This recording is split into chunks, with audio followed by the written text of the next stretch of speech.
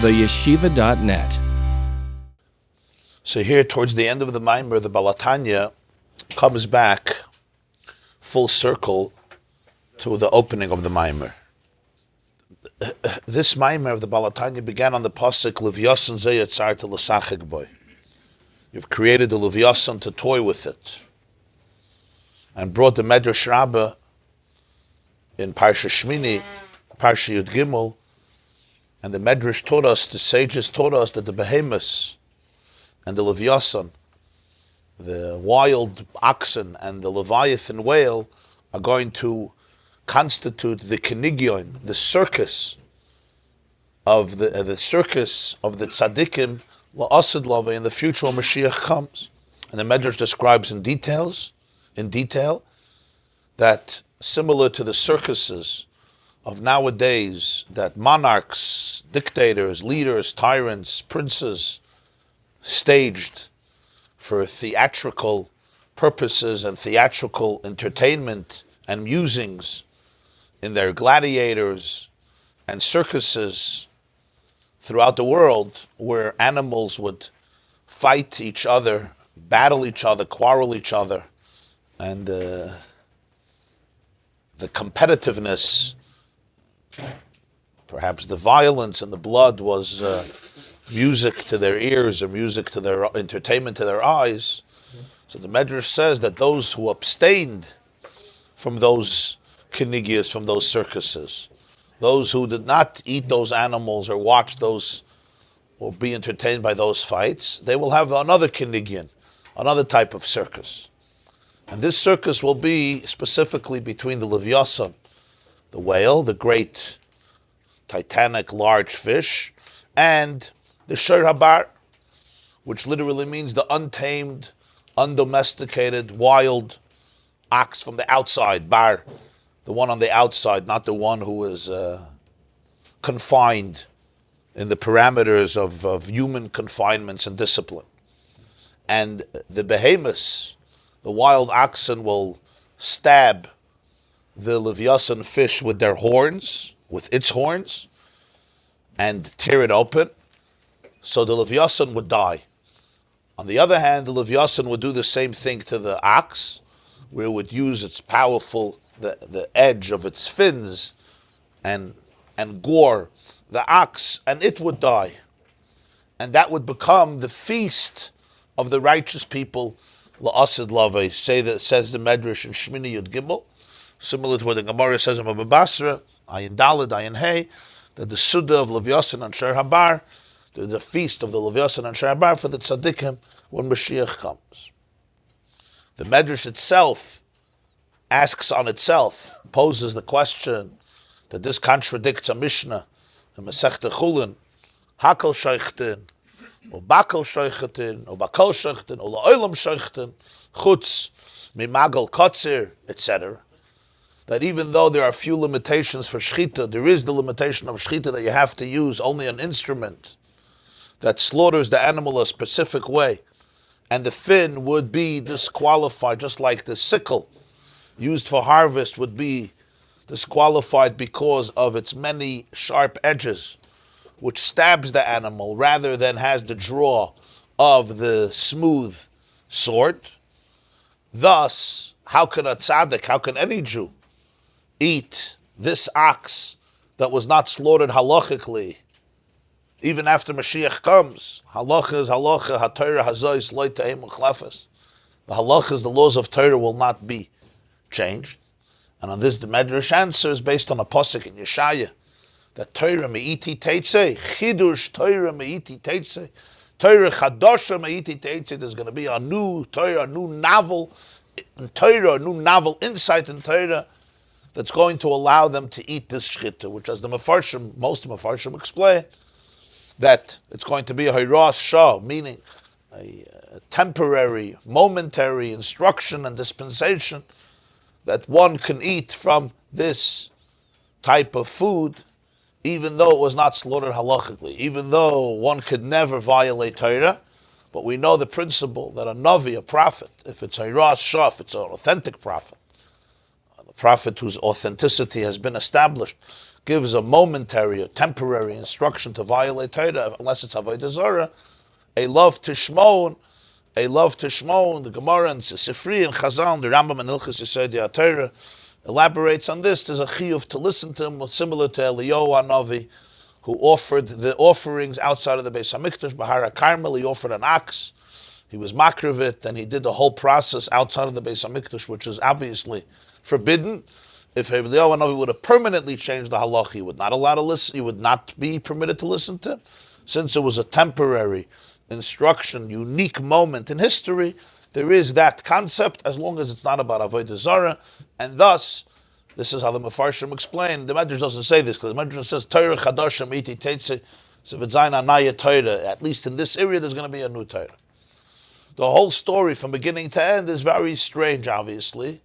It requires a lot of beer, a lot of hesber. First of all, what does this mean?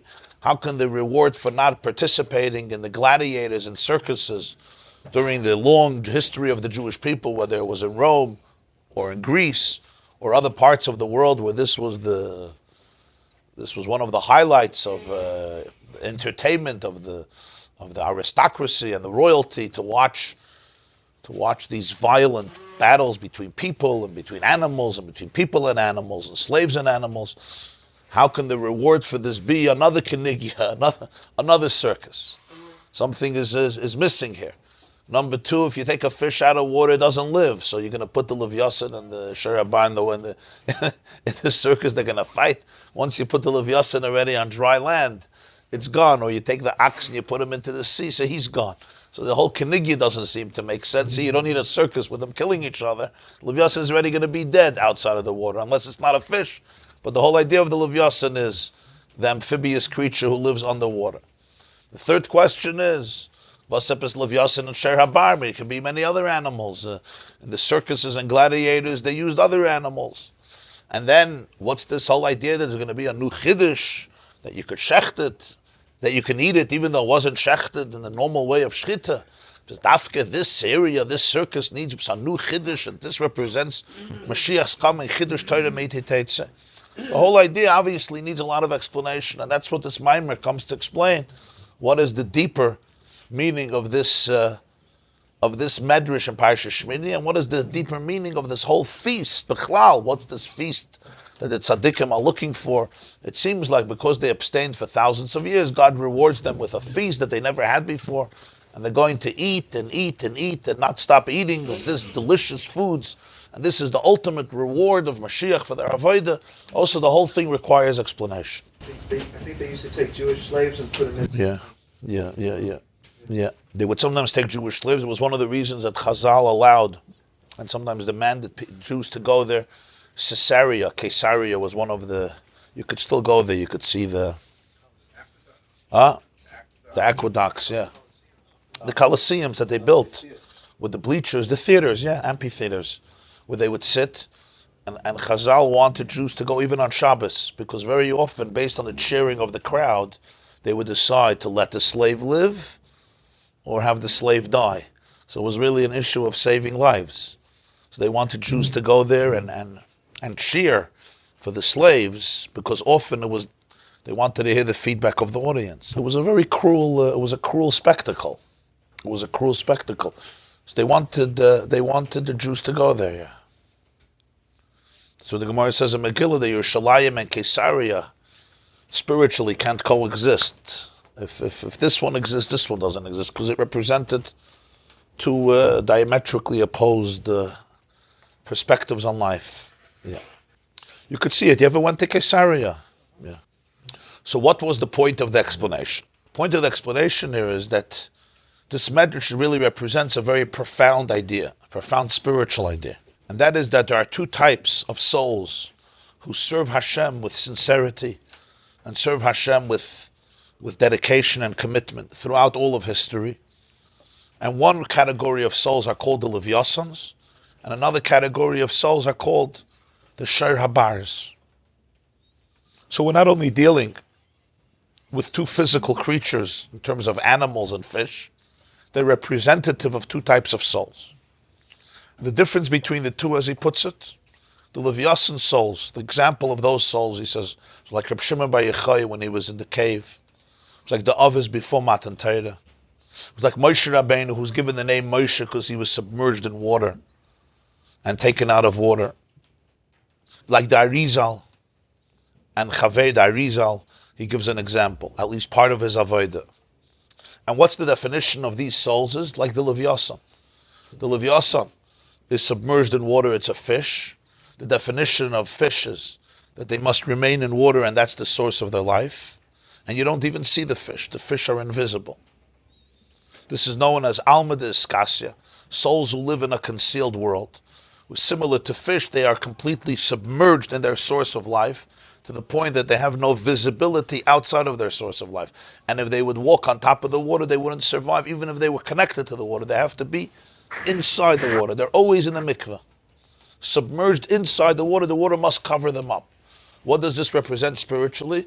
It's the type of a soul whose entire his entire sense of life, entire identity is submerged in the source of ultimate life, in the ultimate source of life, which is Hashem, godliness, to the point that there's nothing outside that's visible. There's no eye that's sensed outside of its source of life. And that's its definition of life. It's not an extracurricular activity when it has a moment or as part of routine. This is its definition of existence. The definition of existence is that the eye is completely submerged in the source of life. On the contrary, if you detach it even a little bit and even for a few moments, as the famous expression of Rabbi Akiva, Masechta Brachas Amachalov, Kivin Sheparshim and Amayim Miyad Mesim. If you take them away from the water, even if you have them on top of the water, so they're still connected and linked to the water, they die. They can't live anymore. This is a soul for whom his or her entire entity, entire existence is dveikus, is oneness, is intimacy with the source. And there's nothing outside of it. There's no sense of ego or selfhood outside of that water. And that's why they're called Livyasan, which comes from the word yilava, hapam yilava, which means oneness, intimacy, connection, hischabrus. Very deep connection. They're always in a state of dveikus with the Ein Sof, and he says they connect all the worlds with Ein Sof. They are like the vortex who connect all of the universes, all of the olamas, all of this world and all of the worlds with the Ein Sof, and they live in that process, and it's a very, very concealed avodah because it's internal. It focuses on ruchnius, it focuses on spirituality, it focuses on kavana, yichudim, avodas halev, internal, emotional avodah that is within the mind and within the heart, not visible. And the Zohar calls them Nudne Yamad Aslam Beyabeshta, the fish of the sea who walk on dry land. They may walk on dry land, but essentially they have the nature of the fish of the sea. And that's what Yaakov intimated when he used the words V'yidigu L'roiv B'kerev Ha'aretz, as the Zohar explains it. They may be on earth, B'kerev Ha'aretz, walk in the midst of earth, in the earth, but essentially they're in a state of V'yidgu, which is Dagim, the state of fish, which is why Moshe is called Moshe, because he was taken out of water. Even when he's on dry land, he still represents a water creature. Moshe is born, interestingly, somebody wrote to me, Moshe was born in the month of Adar, which is also Mazel Dagim. The constellation, it's the sign of a fisco, a fish, Dagim, which are in the water, just like Moshe is called Moshe Kemin Amayim Mishisiyu. He was drawn out of water. And he says when Rabbi was in the Maamer for 13 years, he couldn't do many of the mitzvahs on a physical level. He couldn't do matzah on Pesach, he couldn't eat matzah on Pesach, or make kiddush on wine, or have an esrog on sukkahs, or sit in a sukkah, etc., etc. But nonetheless, all of these mitzvahs he fulfilled beruchnius on a spiritual level, like the patriarchs, like the Avos fulfilled all of the mitzvahs before the Torah was given. Even though many of the mitzvahs they could not fulfill in a physical level, on a practical level, as we do them today, as it's stated in Halacha, in Gemara, in Shulchan Aruch, in Poskim. But the energy of the mitzvah, they captured fully, not in an external physical sense, but the energy, the inner godliness and flow of consciousness that the mitzvah generates and warrants. That's how these types of souls fulfill the mitzvah. There are other souls, and those souls are called Sher Habar. The reason they're called Sher Habar is because they're not amphibious creatures. They live on dry land, and the definition of creatures on dry land is the exact opposite of creatures in the sea. If they're submerged, for them, submergence in water is the source of life. For us, dry land creatures, to be submerged in our source of life, which is earth, spells the end of life, burial. The definition of a creature of dry land is a sense of separateness, a sense of distinctiveness, a sense of identity, a certain sense of self that is separate from its source, even if it's dependent on its source. Even when we walk on the earth, we walk on the earth, not in the earth. And certainly we don't even have to walk on the earth. Man has managed to create a world in which we can be much higher than earth. You can even get into an airplane and be elevated far, far above the earth. You can be detached from earth. Here the definition of life for the dry land creature is not submerged in the source of life, but there's a certain sense of separateness, of self, of independence. Unlike the fish. You want to know, so why do they want to kill each other? That's a good question. That's what we're going to get to in a few moments. I'm just giving a summary of the full picture, at least a part of the picture, so that we can get to that point. So what for the amphibious creature spells life, for the dry land creature would be the opposite of life. For him or her, working on dry land means I exist.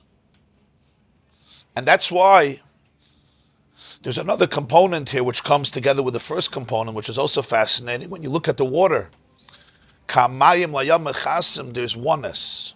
The bed of water, the water bed, unites everything under it. Even though kol ma sheyesh bayam yesh bayabasha, kol ma sheyesh bayabasha yesh bayam. The diversity, the amazing, spectacular diversity that we experience on dry land, we experience also in the sea. But when I'm looking at that ocean, what I see is an innocent cover. There's a certain serenity that there's just everything is water. Even though under the water it's action-packed. It's an action-packed world. It's quite adventurous there. But for that you have to go inside. It's concealed. On dry land, that's not the case. The diversity is open, it's displayed. Right here in this room you could see it. Everybody occupies their space and their personality and their idiosyncrasies, present company excluded, and their distinctive nature and physique and shape. And this is wherever you look in dry land, any category of life, it's all connected to the same idea. The yam represents that what's seen, what's visible is the source of life, the flow of the water. Spiritually, the divine consciousness, and therefore the distinctiveness between creatures is not visible. What's sensed is the harmony, the oneness, the unity. You and I are really one, even if there's different manifestations of that oneness. But dry land consciousness represents a consciousness where initially what you see is differences. I am I, and you are you. And now we have to work and figure out, could we connect? Why should we connect? How could we connect? What's the mutual benefit? Maybe you want to invest in my company, etc. There's two states of consciousness. State of consciousness, when you look, what you see initially is the oneness. And then you have to figure out, if we're one, why are we separate? The answer is because from one came many. That's the truth. From one came many. On dry land, the consciousness is many. Diversity, distinctiveness, what's called hischalkos, division. And now we have to work to create oneness. Because this is the principle, this is always the principle in Pnimiyus HaTorah, that the closer you come to the source, and when I mean closer, I don't mean geographically, I mean in terms of consciousness. The closer you come to the source, the more oneness. The further you go away from the source, the more distinctiveness. Because everything comes from one source. And therefore there is a oneness that pervades essentially the whole universe and all of the creatures. Hashem Elokeinu, Hashem Echad. And the Baal Shem Tov used to say Hashem Echad doesn't only mean that there is one God. That's of course true. There's one God, there's not many gods. Doesn't only mean Hashem Echad, that God is not made up of pieces. like a body is made up of different limbs. But God is indivisible. Achdus apshuta, avada. Hashem echad also means something deeper than that. And that is the definition of Hashem is echad. It's one. There is oneness. It's the only one. It's a oneness that pervades all of existence. So the souls that live in the Yam are in a state of Livyasan, dveikus, hischabrus with the source, and therefore also hischabrus with each other. Because the moment you sense the one source, there's automatic indivisibility. Unity becomes organic. It's natural. Because we're really one. But the Shir Habar, who's on the outside, bar on the outside, and Shir Habar, the earth, the terrestrial, the terrestrial, the earthbound creature, not the amphibious creature. Here there's a different avodas Hashem. Here the avodas Hashem is within a realm of battle, a realm of separateness, a realm of ego, a realm of where one feels the self that is disconnected. And here, the focus of Avodah, as he says, is very much in the physical world. It's Avodah begashmius. Ein simcha ela bebasar. My simcha, my dveikus in Hashem, for example, can only be through basar. And as he explained, it doesn't mean that when the Gemara says this in Psachim Daf Kuf Tes, doesn't only mean that in the time of the Beis Hamikdash, the only way you could be happy was by eating the meat of the Beis Hamikdash, and as he puts it, fill up your stomach, and then dance around and say, I'm satiated and I'm happy. What it means is the halas habasar, the sublimation of the basar. There's no simcha in this world like the simcha of aligning the flesh and the blood of material body and the material world with its source of harmony. Ein simcha lebayayin, and all the mitzvahs, each mitzvah in its own way is a mitzvah that is basically a protest against the separateness of the physical world. Every mitzvah in one form or another, is a rebellion against the statement that the world is a separate place, is a divisive place. A mitzvah like tzedakah. What's the mitzvah of tzedakah? Hereleh HaKadosh Baruch Hu matbeya shel eish. Hashem showed Moshe, the machzas hashekel, a fiery coin, a coin of fire. So it says what he was showing him was a Jew takes a penny, a nickel, a quarter, a dime, $1, $100, a check, and gives it for tzedakah. Yeah, it's not just physical money. It's a matbeya shel eish. He revealed as if fired. It's fire that he gave. It's not just he gave physical money. The physical money represents divine fire, matbeya shel eish. And what does tzedakah say? Tzedakah says that we're not disconnected. That we are connected. That there is a deeper connection. The same is true with every single mitzvah in one way or another. Which is why Hillel told the convert, the potential convert, when he wanted, he should teach him the whole Torah when he's standing on one foot. What did he say? Mad halach sani, l'chavrach lo yisavid. The Gemara says in Masechta Shabbos, Daf Lamed Aleph, a little before the story of the cave in Rav Shimon ben Yochai, that Hillel said, what's the whole Torah? What you dislike to be done to you, don't do it to anybody else. That's the whole Torah. Everything else is commentary. V'idach pirushu. Now Zil Gemara, now go study the commentary. Go figure out the commentary. What is Hillel saying? That every Tosfos in Maseches Chulin, and every Rashba in Baba Kama, and every Rebbe Akiva Eiger in Masechta Shabbos, and every Rashbam in Baba Basra, every Psachim is a commentary on love. There's people who learn Tosfos in Masechta Chulin and Rashba in Masechta Baba Kama, and Tosfos in Masechta Zvachim. Where do you see commentary on love? You see intricate halachas and details and questions and rayas. So Hillel is saying apparently there's something you're not understanding. It's essentially a commentary, v'idach pirushu. The whole Torah is a commentary on this type of ahava, on this love. Kol Torah she'eni mamalacha, seifa b'teila. It says in Pirkei Avos, Torah that doesn't come together with work won't last. Rabbi Yitzchak quoted the Baal Shem Tov, who said, Kol Torah she'eni mamalacha.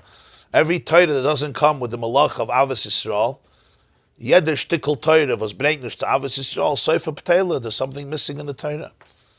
Kol Torah, every shtickle Torah ultimately is a commentary on Ava.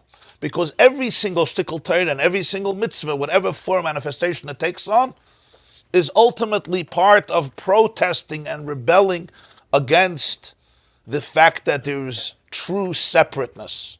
that the world and the divine are two separate things that are detached, and therefore we who live in the world are also essentially detached. We're not connected.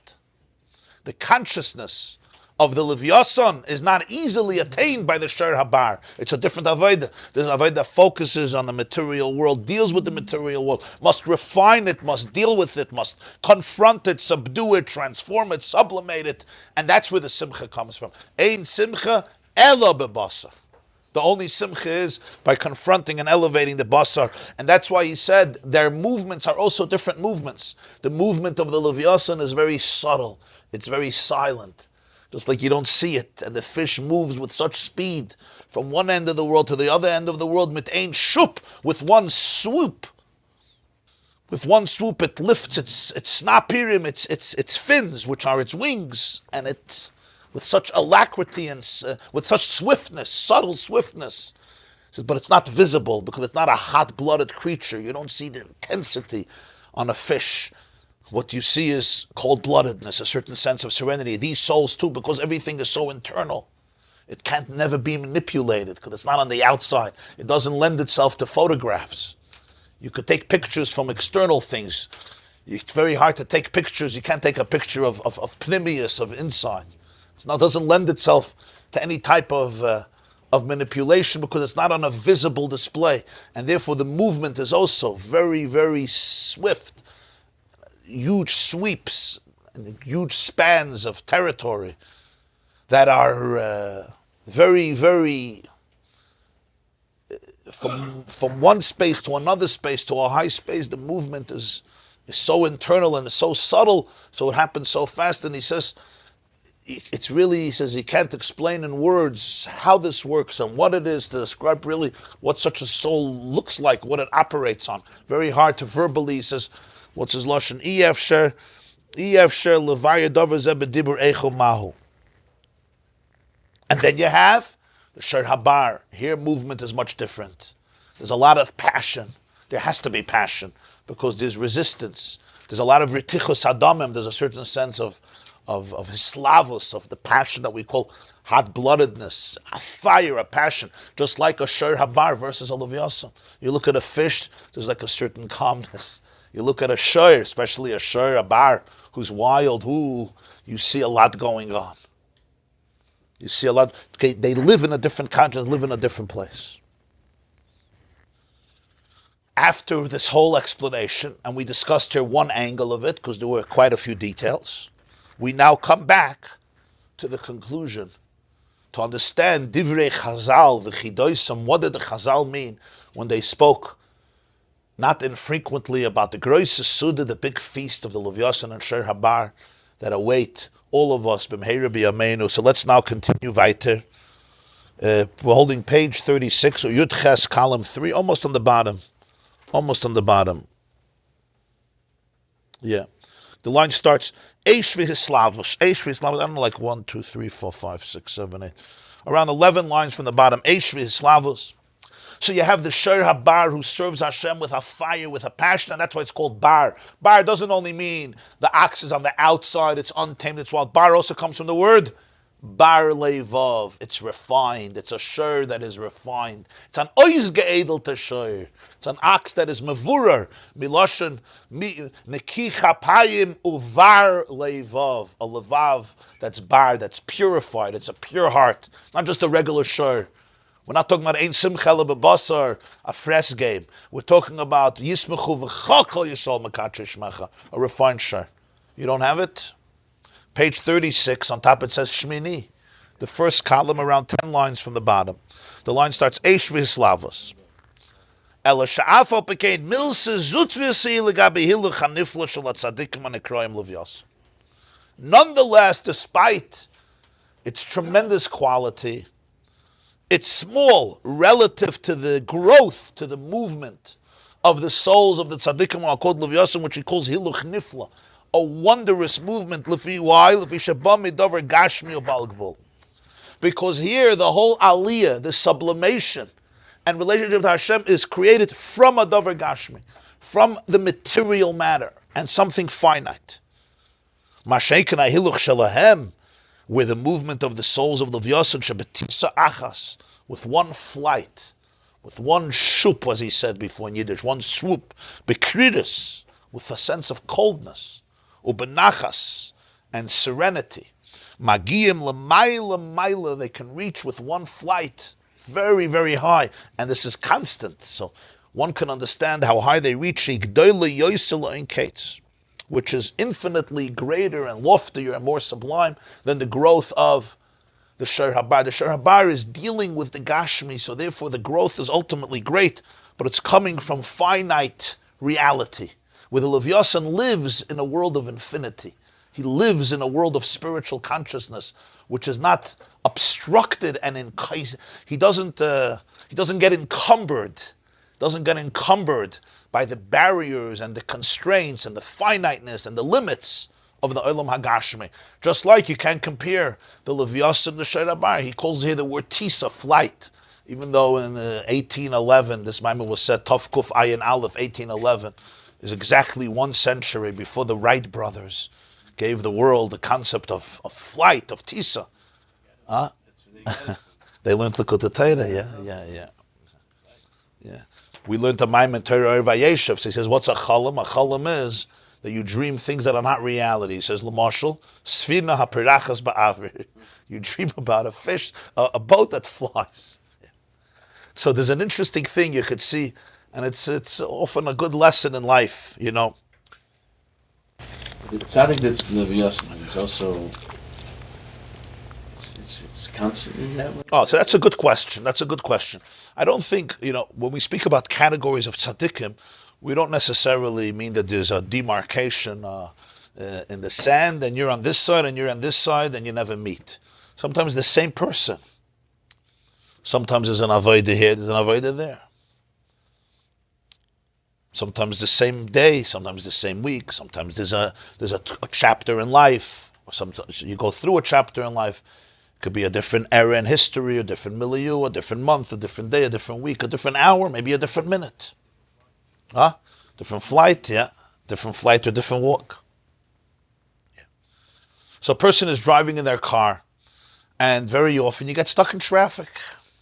When you get stuck in real traffic, an accident happened and nothing is moving, stand still, and people are screaming and beeping and trying to go here, and you go to the right lane, you go to the left lane, you go on a dirt road, you go on the side. You're stuck in traffic. And the movement is slow, very slow. Every hour they're moving a few inches, a few feet, a few yards. That's the world of traffic.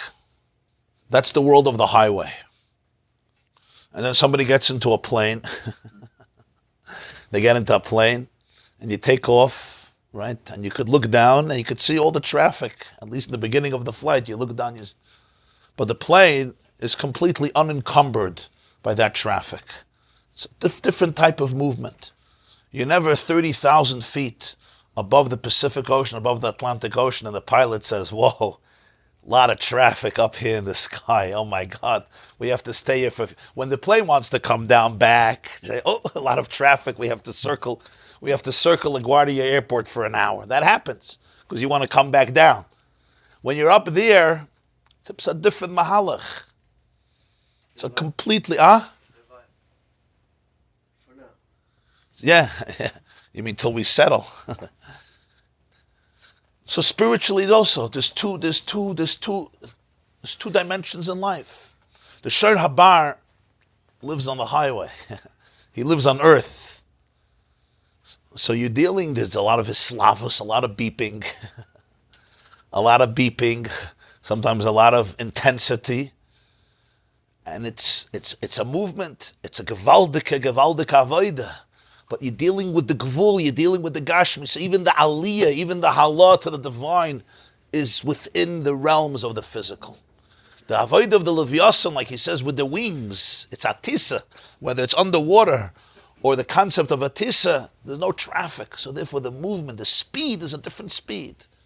You're here now, and then a minute later, an hour later, you're not 50 miles further, or 10 miles further, 5 miles further. Be 500 miles, 600 miles, whatever it is. Call every plane lefum shura delay, whether the Concorde or the jet or the 747, whatever it is. We know in our own lives, all of us, we sometimes live in different places. Sometimes we live in the world of traffic. Every car who cuts you off is another situation, another cause of upsetness. And not necessarily talking about physical being stuck in traffic, but a lifestyle that's in traffic. And then there's a life in which you fly. The hest, you lift yourself up higher. There's no traffic. Nobody cut me off. Nobody's beeping behind me. Nobody's blocking the way. There's an endless harchava. It's a state of consciousness. One soul lives in one place. Another soul lives in another place. You can't force it. If you're on the highway, you can't decide you're in a plane, but it's a whole different experience. You take off. You lift yourself up higher. And suddenly, no red lights, no green lights, no stop signs, no policemen, no tickets, nobody in a bad mood. It's a different world completely. The Livyasan lives in that world. That's why he says, Betisa Achas, with one flight. He's from here, and then he's on the other side of the world. And the Sherabar, it's incremental growth, like I gave the marshal from the chess game, the difference between the castle and the knight and the bishop versus the pawn who goes step by step by step. If something goes wrong up in the air, then it's much more catastrophic. Very good. That's why you don't go yourself. That's why the tzaddikim are held to much, much higher. Very good. The stratosphere. Nice. You see, when something happens up there in the air, it can be much more catastrophic, as we've seen a few weeks ago. Received it up. Yeah. You're saying these tzaddikim are on much higher standard. In Likutei Torah, the Balatanya quotes something that he heard from his Rabbi, the midrashic Magid, that machshavas zaris shel tzaddikim poigmim harbe yoser me'averes shel rishayim. Machshavas zaris shel tzaddikim, meaning an alien thought of this type of tzaddik can have a much deeper blemish and damage than concrete sins of the rishayim. L'choire, it's not concrete, it's not manifested, it's not brute, nobody even knows about it. But you're dealing with the inner wiring, the inner energy. Hitting the rocket from all the other devices. That's from Medaktik Aleim Kechut HaSayra, you're saying. Yeah, Medaktik, when Chazal said Tzaddikim, Medaktik Aleim Kechut HaSayra, Hashem is so meticulous. So I think often it's misunderstood by people. It's like when it comes to Tzaddikim, Hashem gets like, you're saying like OCD, like just because I'm a tzaddik, so therefore I'm not allowed to relax. The vart is, it's a much more sophisticated idea. The voltage is very, very high. Doesn't say in Tanya that tzaddikim don't have these tools. They're only creepy from other people. You're talking about the tzaddik from Tanya. When he says in the Likutei Torah tzaddikim from the Magid, he means good people, good high souls, great souls. You're dealing with, nuclear, let's call it nuclear levels of energy. You deal with nuclear levels of energy. When it's a wrong move could generate tremendous chaos and mayhem. Just like it could light up. The electricity, the light that it can unleash is also extraordinarily powerful. Yeah. So in every person's life, it's two states. One, I'm in a state of Livyasan, and one, I'm in a state of Sher Habar.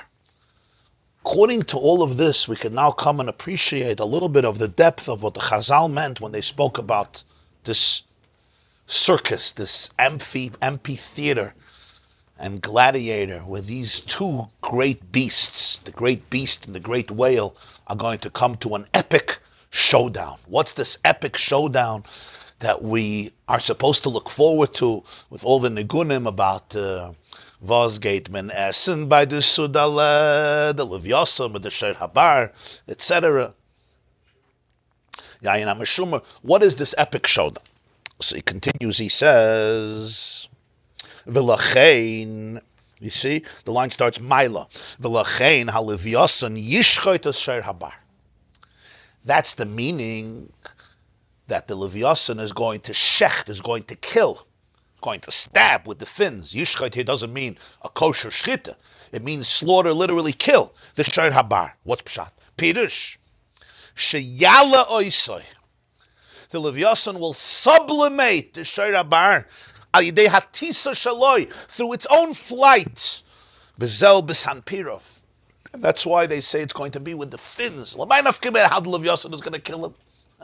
They say, no, with the Sampirav, with the fins. Why? What are the fins? The fins for the fish, like Rashi says on the word snapir, that these are the instruments, sheshot behem, through which the fish swims. For the fish to get from one side of the sea to the other side of the sea, from one side of the lake to the other side of the lake, it uses its snapir, its fins. It's like the wings of the bird. The fins are the wings of the fish.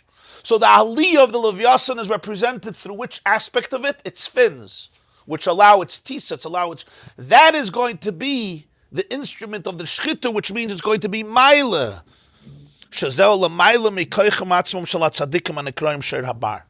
This is beyond the capacity of the souls themselves who are called Shor Habar. They need the Livyasan to elevate them. And this is why the word yishchait, shchita, is used. The Gemara says in Maseches Chul in Daf Lamed, Ein v'shachat elo u'mashach. Some of you have been learning Masechet Chulin. Ein v'shachat elo u'mashach. The word shachat doesn't mean to kill. It means to draw. V'shachat is u'mashach, to draw.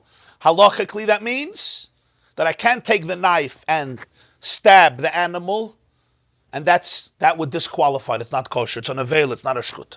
Shchita has to come from drawing. You draw. And therefore, a movement what's called Ratzei V'Shoiv, the knife has to be drawn back and forth, and that's how the shchita happens. Ein v'shachat ela u'mashach. Shachat means to draw. There's also a deeper interpretation. The only type of shchita that's allowed is a shchita that's mashach. It draws up the animal. In halacha, we have something called meshicha, kinyan meshicha. What's meshicha? Meshicha means there's something by you, and I'm moshech it. I draw it to my domain, and that's how it becomes mine. What is the justification of shchita? If we talk about physical shchita, what's the justification for shchita? Only one justification. Ein v'shachat ela u'mashach.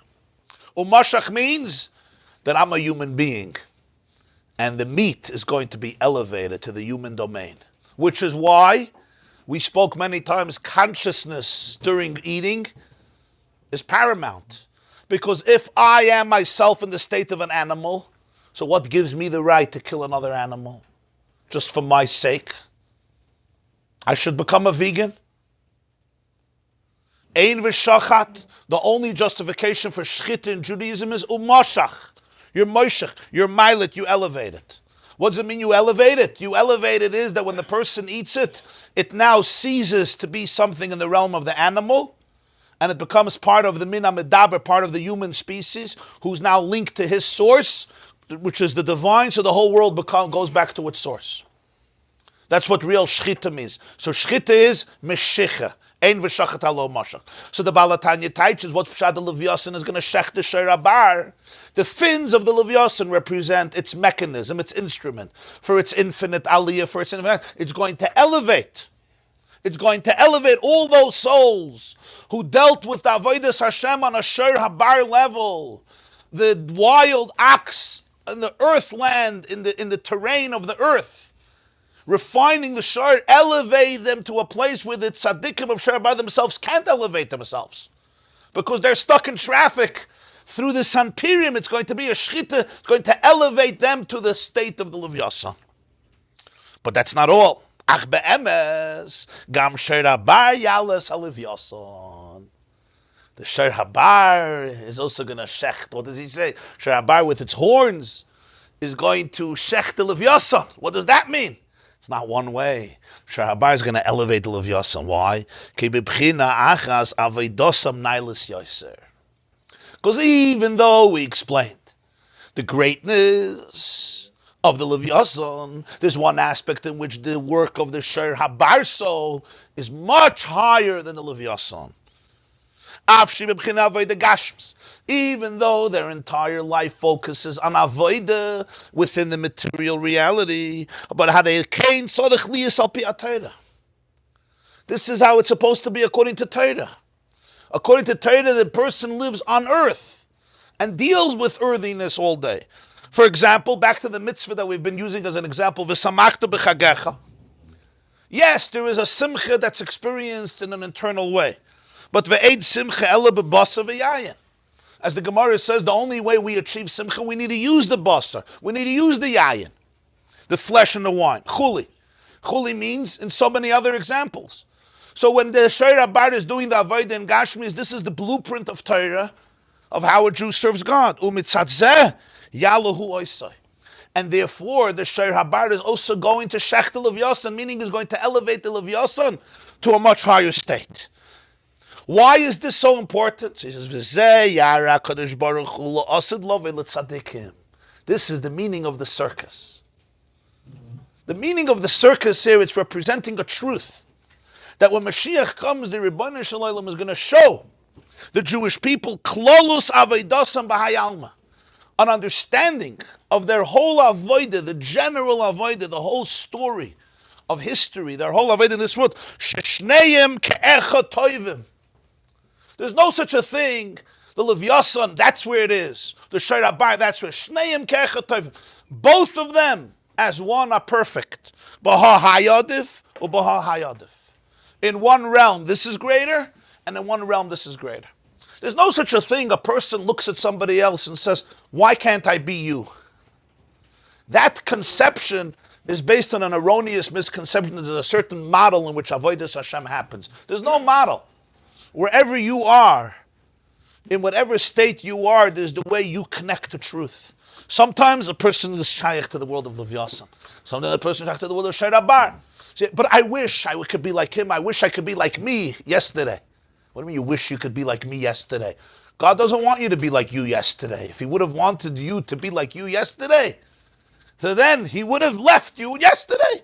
He wants you to be you today. But you today, you're stuck in traffic. Yesterday you left to work an hour earlier. There was no traffic. Today you left to work an hour later. You're stuck in traffic. That's the avodah today. Huh? Yeah, the Degel Machen Ephraim. B'chol hamokim ashata oimad alav admas koideshu. Gewaldige word from the Degel Machen Ephraim was the grandson of the Baal Shem Tov. And he says that when the Moshe saw the burning bush and it was not being consumed, that's a peladik word. He brings from the Baal Shem Tov, a moidedik word. Degel Machen Ephraim. The vase the word. Moshe saw the burning bush and it's not being consumed. What does it mean? So Degel Machen Ephraim says it's a metaphor, it's a parable for Avodas Hashem.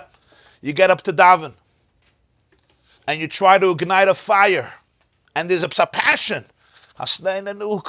Somehow the fire can't get into your bones. It doesn't consume you. As he puts it there, you're filled with machshavas, zoras, and taivas. All these frustrations and thoughts and addictions and habits and mishagasin and fears and insecurities and jealousies and taivas, all these stuff, the fire just can't get into you. The fire is on the surface. You're on fire, but einenu ukol. It's not penetrating my bones. As they say. I'm still cold on the inside. So the Jew says, let me figure out, let me move away from where I am and try to get to another place. Rashi says, Asura mikan, I want to get to another place to figure out, why am I not on fire? So what does Hashem tell Moshe? Shalni alecha me'al raglecha, ki amokim ashata oimid alav admas koideshu. The Hesed Shloimeh. Take your shoes off your feet. The place upon which you're standing is sacred soil. Your dveikus with the Rebbeinu Shalom must happen from where you're standing. This is sacred soil. Don't say, tomorrow I'm going to start living. Tomorrow I'm going to become a good person. Tomorrow I'm going to connect. Sometimes it's a state of Livyasan. Sometimes a state of Shir Habar. The circus, the theatrical circus we're talking about is essentially happening every moment. When we speak about Mashiach, what do we mean Mashiach? Mashiach is just the world in which everything is clear. That's what Mashiach means. To give a mashal, yes. A person comes to a play and the curtains open up, and there's this beautiful stage set up with all these props. So some people think they just set it up right now. No, the curtains were opened. This was set up much earlier and nobody saw it. Nobody in the audience saw it. Mashiach is not a new world. Mashiach means the curtains open up. The world of Mashiach is the world that's created now. The stage is created now. That's what it is. Mashiach just means the eyes of our perception is cleansed. The curtains open up. You could see. You could just see it. Now, our eyes are not microscopic eyes, spiritually microscopic eyes. We see a certain limited degree. So all the things we do or we don't do, we don't have that sensitivity to be able to see the pnimius, the truth of ourselves and of the world, or the impact. A Jew davens, he davens. He said a couple of words. Does a mitzvah learns. We don't see the inner dynamics. Mashiach pshat is, the curtains open up, you see everything. Reality. Once you see, everything changes automatically. So that's the pshat. When Mashiach is going to come, there's going to be a kenigya. What's going to kenigya? The Livyasan and the Sheba are going to have an epic showdown. They're going to kill each other. This is the greatest Mashiach. So now we're all going to become like the Spanish spectators who watched the bullfights in Spain, or the Roman Caesars who sat in their gymnasiums and coliseums watching. This is what we waited for 2,000 years. He says, no, the Kenigi represents that there's going to be an understanding and a vision. Yeah? And I guess this Maamer itself is already a shtickle Kenigi, because he's spilling the beans. That Hashem is going to want to show the Livyasan is going to elevate the Sher Habar. But the Sher Habar is also going to elevate the Livyasan. Why? Shneim ke'echa toivim. Because there's two streams of avodas Hashem constantly. In one stream, the person is on a flight, not encumbered by the physical world. As he put it, they are the vortex that are mechaber ein soif with olam, infinity in the world. And the Sher Habar is going to be elevated through the Livyasan. The consciousness of the Sher Habar Avodah, one will be able to see in their struggles, in their fights, they're going to be able to see the sweetness of infinity, which we don't see today. Those of us who are Sher Habars, we battle. There are people sitting here in this room who have big battles every day, every night. You don't see greatness in those battles. All you see is frustration in those battles. What does it mean that the Livyasan is going to shecht you? The Livyasan is going to allow you to see your life from a deeper perspective, to see it from the perspective of the Livyasan. It's going to be elevated to that place. But on the other hand, the Livyasan also has to be elevated. Because there's something about the work in the physical world, which is the blueprint of Torah, that ultimately is deeper than everything else. The transformation of the physical into the divine has something that even the Livyasan doesn't have. The Livyasan is gewaldig. The Livyasan lives in the world of water, but we were created to live in the world of dry land. Well, you want to know why it's such a gory language. Why not use the word they're going to hug each other, embrace each other, hang out with each other, Friends. Eat kugel together. Love. Yeah. I think it's gory for us because when we hear the word shchita, I think we see it as gory. In other words, we impose, I think, our own vocabulary on the material, so we see it gory. But I think from a deeper perspective, when he heard the word shchita, he didn't see it as gory. He saw it l'chatchila as halal. Even the shchita is elevation. Yeah, so he saw it. Yeah. When he saw the word shchita, he didn't see it as gory. Because if it would really be gory, we would really not be allowed to do it. If it would really be cruel. It's meaning of karbonis. Karbonis, yeah. Reach, like he said, reach nechayach l'Hashem. Carbon Pesach, right? Carbon Pesach, it says Mishchu Chul. Mishchu chulachem. The first carbon. Mishchu, very nice. Mishchu chulachem. The first carbon says the word Mishchu, Parshas boy. Megetach Pesach. Mishchu, he says the first carbon that the Jews were ever commanded to bring was the carbon Pesach. And the way the Torah introduces is the word Mishchu. Draw. And Rashi says, Mishchu ma'avodah zarah. Mishchu idechem ma'avodah zarah. Yeah. You're going to be connected to something. The person is drawn. You got to be connected to something. Yeah, so it's either Avodah Zarah. Yeah. Everybody worships something, right? The question is only what. The man who doesn't worship anything has not been created. The question is what you worship. People say, I don't worship anything. No, you worship something. Maybe the up-ed page of the New York Times. Maybe the commentator of CNN. Maybe your boss. Maybe the mighty dollar. There's something you worship. Yourself. Yourself. We know people who worship themselves. But which part of yourself? My laziness, my ego, my narcissism, my hedonism, my insecurity. I worship. Do I worship my chelik elikami mal? Lav dafka. So therefore, mishchu. Yeah, you got to draw. So, just like the Livyasan elevates the Shir Habar to a place where he himself can't reach because he doesn't have that perspective, the Shir Habar also elevates the Livyasan to a place that he can't reach because of precisely the entanglement of the Shir Habar with the Avodah Gashmis, with the physical world and its transformation. When Mashiach will come, we'll have the same troubles. You just won't see it as troubles. See it as a blessing. And he said Mashiach is opening the curtains on a person. There's the story, the question. The story about Mendele Haradoker, yeah, Mendele Vitebsker. He moved to Tveria. He was a student of the Maggid. He moved to Tveria. Rabbi Shlomo Yosef Zevin brings the story I saw in Sipurei Chassidim, and he was a very reliable source. The editor of Encyclopedia Talmudis. So he says that at Mendele Vitebsker, he was in Tveria once, and there was a fellow who went up to the Har HaZeisim with a shofar, the Mount of Al, started to blow shofar. So they right away started to WhatsApp messages, or whatever the form of WhatsApp was, that, Eliyahu Hanavi is here, blowing the shofar for Mashiach, and Mashiach is about to come. Jews always are, yearning for Geula. So rumor had it spread like wildfire. The shofar of Mashiach was blown on the Mount of Olives. And the story came to Tveria, to Reb Mendele Vitebsker. Mashiach is done, Mashiach is about to come. So the story is that he opened his window. He stretched out his head, and he smelled, and he said, Noch nicht, not yet. Not yet. He doesn't smell it yet in the air. So the obvious question is, why did he have to open the window and stick his head out and smell outside? Take a sniff outside. And the answer is because in his home, there was always the Aver of Mashiach. In his home, there was always the ambience of redemption. So if he could smell in his house, he wouldn't smell it outside. What does this mean? What does this mean? Some people say it's like Gleichwertel, it's cute. It's not. It's a very authentic idea.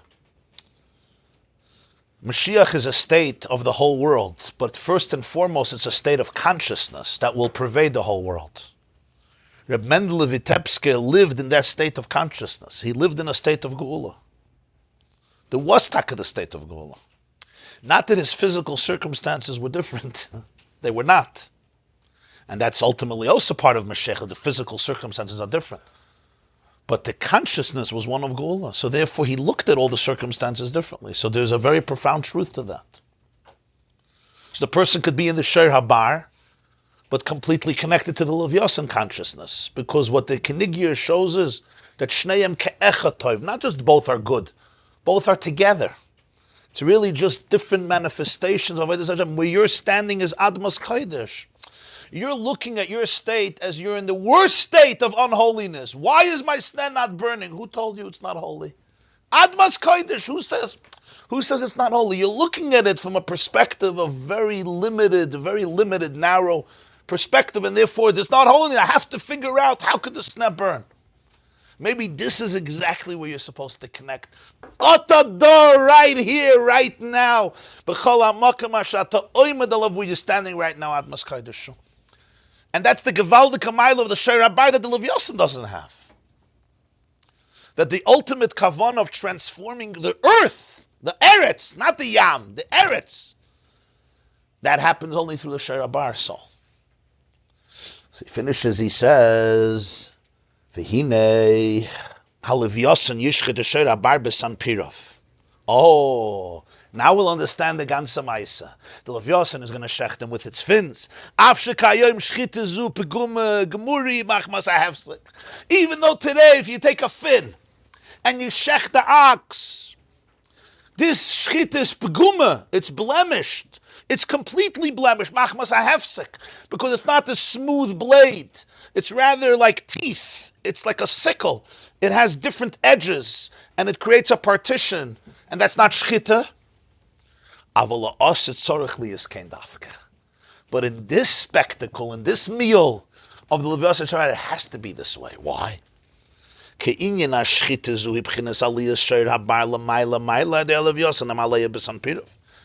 the shchita represent? The Shor Abar being elevated higher and higher through the Livyasan, who elevates him through its fins. Here the shchita must come in stages. There has to be a hefsek, there has to be a separation in between. It's impossible that the Shor Habar should be elevated to the state of Livyasan with one shchita, one blade, which represents a complete, uninterrupted sublimation. There are so many chambers. The chamber of merit, the chamber of desire. There can't be all the aliyahs of the shor in one shot. Rather, there's a partition between one chamber and another chamber. In other words, to turn the Shor Habar into the Livyasan, that's not the point. The point is not to make the Shor Habar a Livyasan. The Livyasan, with one flight, with one shoop, with one swoop, comes from here to there. But the Shor Habar, by definition, back to our mashal of the pawn, back to our mashal of the car on the highway, the Shor Habar, if you're taking him through all the aliyahs, all the aliyahs simultaneously, is there shenishkan Shor Habar. The function of the Shor Habar is step by step by step. So there's the shchita on one level, and then there's a shchita on another level, and there's a hefsek. That's the idea, that the sanpirim, the fins it's a, serrated, yeah. There's a whole long row of edges, of sharp edges, and each one represents an aliyah to another place, meaning the idea of this aliyah is not that the Shor Habar is not a Shor Habar anymore.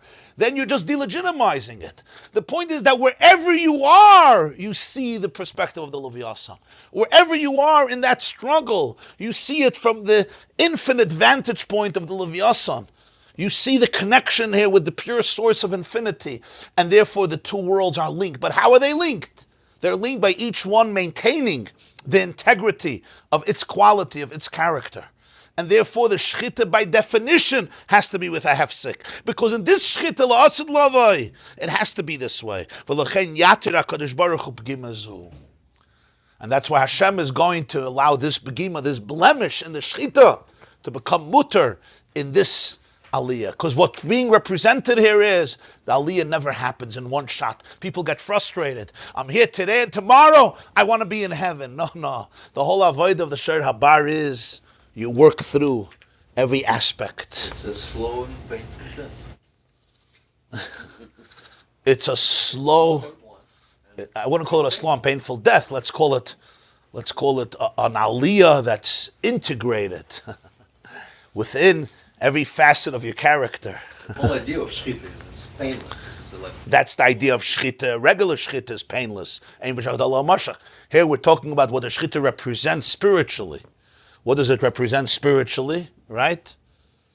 Spiritually represented, the Shor Habar is going to be elevated from one heichel to another heichel to another heichel, from one chamber to another chamber, and there's a hefsek. You have to stop. Because at the Shor Habar, I can't achieve everything in one shot. If not, I'm not a Shor Habar. I achieve one thing, and now I have to internalize it. We all know in growth, yeah? If you share everything with yourself or with somebody else, they're left with nothing. Today, we work on this. Integrate it. Stop. Let it become part of you. Now there could be the next level of shchita, the next aliyah. Integrate it, the next level of aliyah. The concept that everything is done in one shot, that works for the Livyasan, that doesn't work for a Shor Habar, spiritually speaking. I have to integrate, I have to internalize, I have to make it part of me. The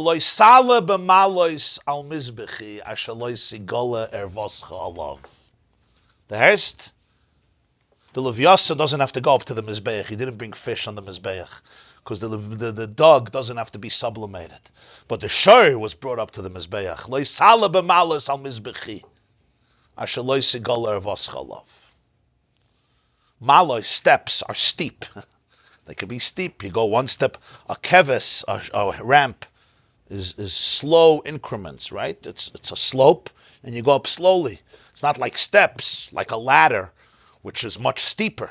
It says, don't go up like that on my Mizbeach. You know why?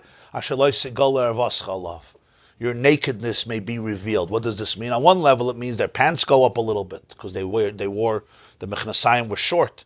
On another level, it means when you go fast, you want to run up to the altar very fast. You can also fall down very fast. And when you fall down very fast, so then the erva could be revealed. You sometimes see with people, they see the top of the altar and they want to get there. They run up. They don't have no time. They got no time to waste. They need a chap malachim right away. And what happens? One of two things happen. Either they become dishonest people, delusional, spiritually delusional people, or even neurotic. Or, a year later, they end up in an abyss because it wasn't integrated. And whenever something is not integrated, it's not sustainable. You have to integrate it within who you are. If you don't integrate it, it's very nice for a moment. And that's why you'll see sometimes when it comes to spiritual growth, that if a person is not guided in a proper way, they can jump very, very fast and then be left with nothing. And the frustration after that is very, very deep. And either the person detaches from themselves, in other words, they deny who they are, or they end up falling very, very low. And sometimes I should say this, and it's painful, that sometimes their mentors, maybe unwillingly, don't understand this, and they're often are very proud of their accomplishments, but they're not understanding who they're dealing with. Sometimes you also end up with a mentor who's manipulative, and he manipulates the ignorance and the innocence of a person who wants to grow to bring him to places where he doesn't, it's not really for him at the moment. Incrementally. Because the Sher Habar has the beauty of the Sher Habar. The idea of this Kenigi is not that there's no Sher Habar. It's that you appreciate the true depth of the Sher Habar from the Livyasan's perspective, but in a way that's consistent with the Sher Habar. And he finishes and he says, V'hine Sher Habar, Yalas HaLivyasan Adeshit Kirenu B'Karnav. We understand why the Livyasan elevates the Sher Habar through its fins, because the fins are the instruments through which it swims. The opposite is the Sher Habar elevates the Livyasan through stabbing it with its horns. But he doesn't explain what that means, why the Karnayim, the horns, represent it. But there's a beer on this. The Baal Tanya sometimes said a Maamer, and then afterwards he gave a follow-up, an explanation, and there he adds one nekuda, and that is that the Karnayim represent, so to speak, the crown on the head of the ox. You have the head of the bull, and then you have the Karnayim, which is the keser, which is above the brain of the ox, and those are the Karnayim. There's an expression in Gemara, Masechta Chagiga Daf Yud Gimel, that you have 500 years to get from earth to heaven.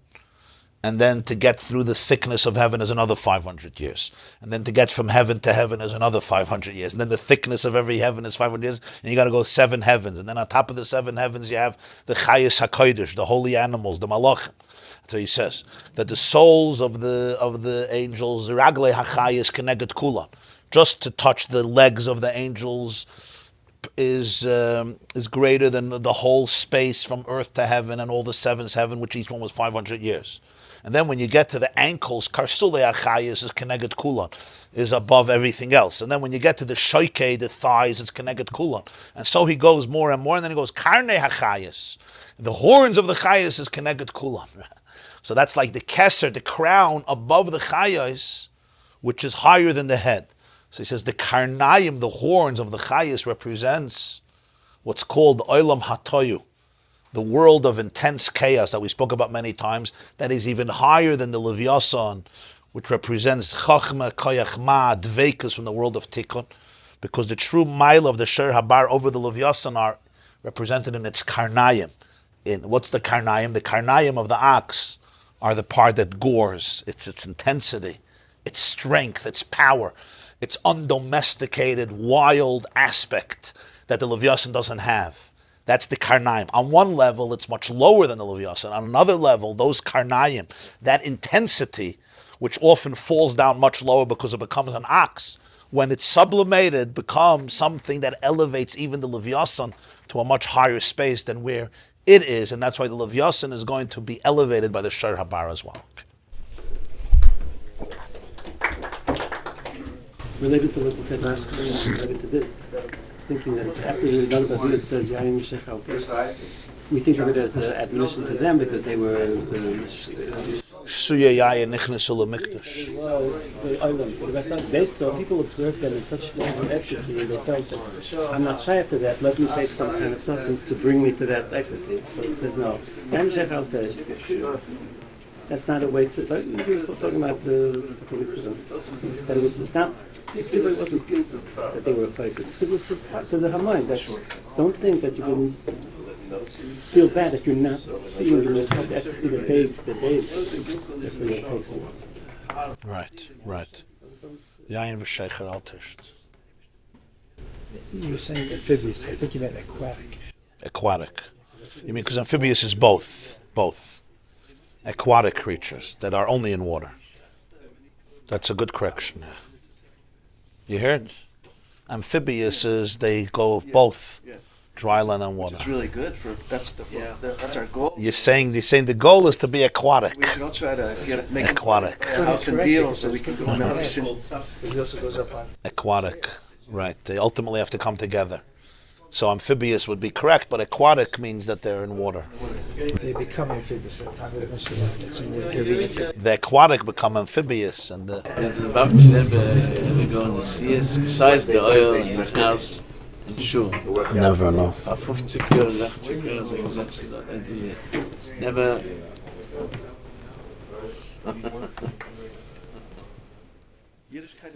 Was doch the month? No, I'm saying it. 3 destinations. That's it.